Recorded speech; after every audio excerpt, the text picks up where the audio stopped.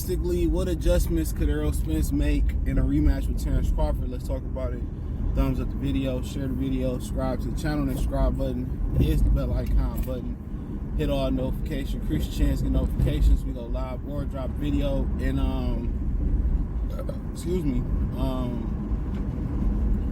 the weight will be different. You can say maybe it might be a weight class out of Terence Crawford truth. That could be honestly said. But also that extra 7 pounds should, help him.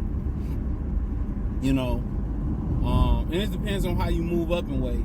But the number one thing that's gonna help Errol Spence is focus.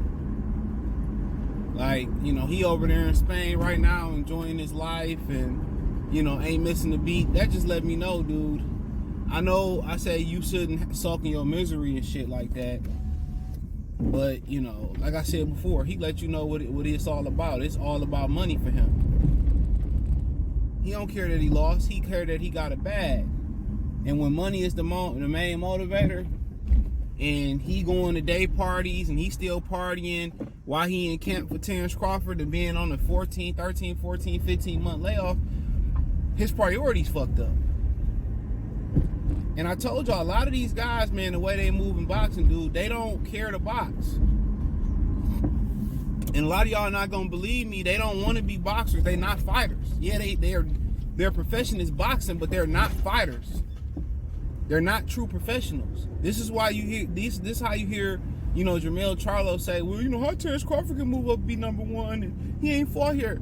Him saying shit like that, and if he honestly truly doesn't know the answer to that, that lets you know that they don't know boxing. They just doing the sport just for the money because they couldn't hack it in basketball, football. This was their best opportunity to make revenue. So you got to understand, these dudes ain't true fighters, bro. They're not gonna make the whole sacrifice that boxers make. And you hear Errol Spence still going out to partying during camp for Terence Crawford. I mean, that lets you know everything you need to know. So he need to be focused. I know people say, oh, he on vacation. And that girl that he with right now, as soon as that nigga out of mustard, she gone, bro. And that go for 98, how Wilder said 95 to 98% of boxers broke. They go for 95 to 98, man, they go for 98.9% of boxers. If they run out of money right now, them women that you with right now, they gonna be gone within 90 to 6 months, 3 to 6 months. They ain't gonna hang around with you, bro. And y'all know it. Dude need to be focused on the task at hand. Where did I go wrong at? Adjustments I need to make. Should I move my camp somewhere secluded so I can be focused? Because the physical adjustments that he need to make, the technical adjustments, he needs to be getting them mental reps right now. Seeing what he did wrong. Seeing his play. Man, he been making the same mistakes since day one. Why y'all think he didn't stay at 54 to begin with? Because he would have been Swiss cheese up there, bruh. How you got your head over your front knee like this, and you throwing punches? You not moving your head on the inside. Of course, you gonna get clipped with an uppercut. That shit ain't had nothing to do with weight. He don't got no technique. I kept telling y'all he make too many fundamental errors. He technical. No, that's just y'all using the wrong term. He vanilla. He vanilla. That's the difference. Don't ever mix being bland, and being, technical together. Nah, that nigga ain't. I told y'all, Mikey was more fundamental than he was. I told y'all, and ain't nobody want to believe me. I told y'all, it was, don't mean I made Mikey a better fighter. He was a weight class or two out of his truth. But he need to be seeing what errors he made and making the physical adjustments. That's what need to happen. Making the mental adjustments. Adding feints, adding a little head movement. Adding a double jab. Changing the rhythm of his jab. Learning how to throw different jabs. Man, that's just too late. It's gonna have to be a fight. He gonna have to really wear Terence Crawford down in the fight of attrition. It's too late to make those adjustments. Squaring up, throwing the punches at the same speed, not changing the speeds up. You notice when he, I think when he right before he knocked out Errol Spence, you know, Terence Crawford say, Bomac say, change the speed of your punches. And what happened? He scored the TKO. It's just Terence Crawford just got too much. He got too much knowledge in his corner. He got too many tools in his bag. Errol Spence bringing a drill to a house remodeling project. Boy, you gonna need more than a drill. You gonna need a hammer. You gonna need everything, the saw, the whole nine.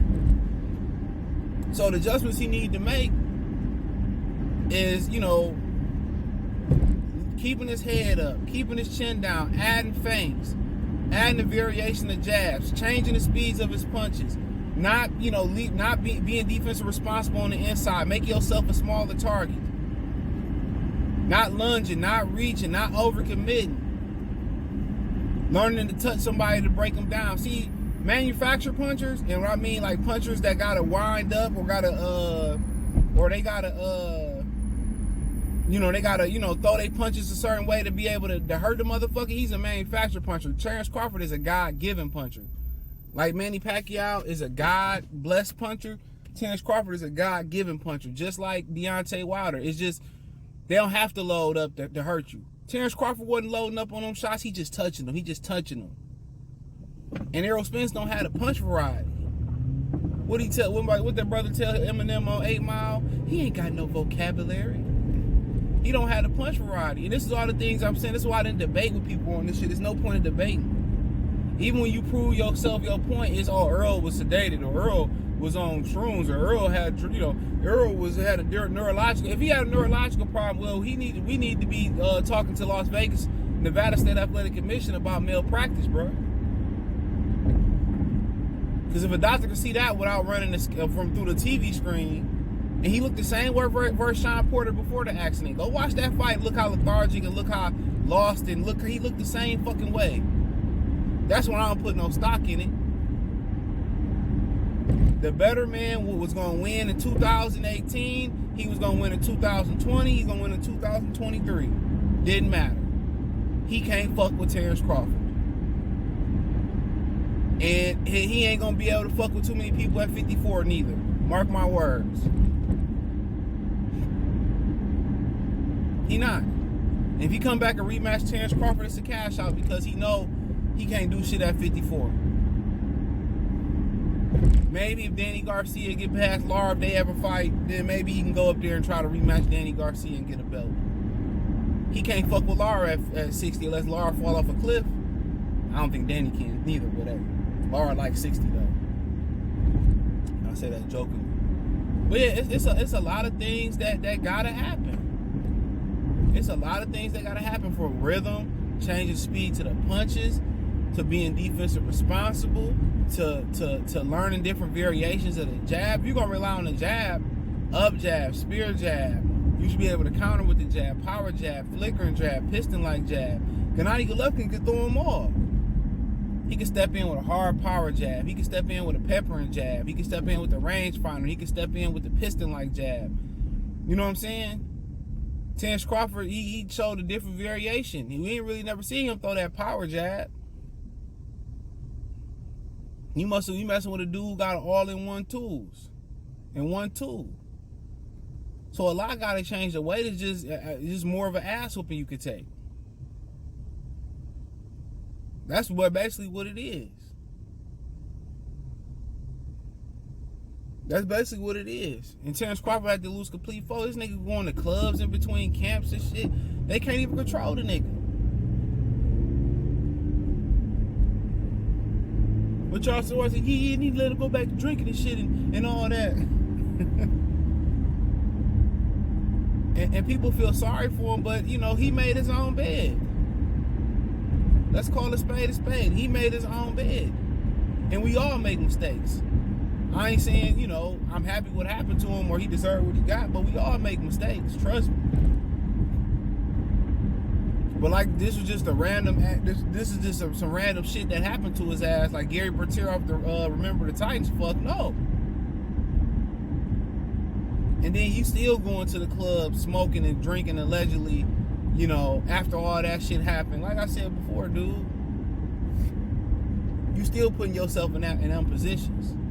And I understand fighters need an outlet, bro. When you take that punishment, some of them dudes smoke or turn to weed. Some people turn to alcohol. Some people turn to a little bit more hardcore drugs. We know the stories. But some of these dudes need a clean lifestyle. He need a cleaner life. It's just too much they got to overcome, bro. Just from a tactical standpoint of view, it'd be more about Terence Crawford losing focus and, you know, being entrenched in being a champion and not, you know, not working out and not training and shit. So it'd be more about that, in my opinion. But yeah, let me know what you girls and guys think what Errol can change, man. I say that most of the stuff I believe he can change, but I haven't really watched the fight over again. But I seen what I seen. I seen enough of it. But hey, check out the Welterweight Boxing Talk playlist. Thumbs up the video, share the video, subscribe to the channel. And the subscribe button is the bell icon button. Hit all notifications, increase your chance to get notifications. We go live or drop video.